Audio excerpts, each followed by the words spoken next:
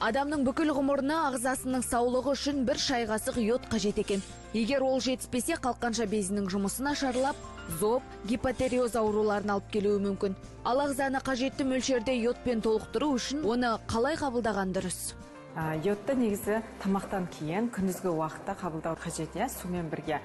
Йодты негізінен 150 микрограммнан профилактикалық түрде қабылдасаңыз, егер де жүкті болсаңыз, онда 200 микрограммнан қабылдау қажет. Йод көбінесе селенмен бірге жақсы үйлесімде болады. Суда еритін болғандықтан, оны сумен ғана ішу керек. Яғни басқа шай немесе кофе болсын, олармен араластырмау керек.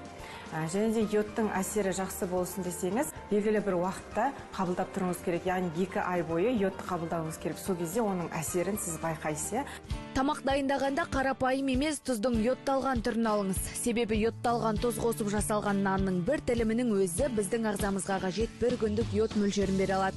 Бұршақ тұқымдастарында, яғни чечевица, фасоль, горох сияқты өнімдерде өте көп мөлшерде болады. Оны сіз гарнирге қосып, немесе салатқа қосып жесеңіздер, ол өзінің мөлшерін толтырып отырады.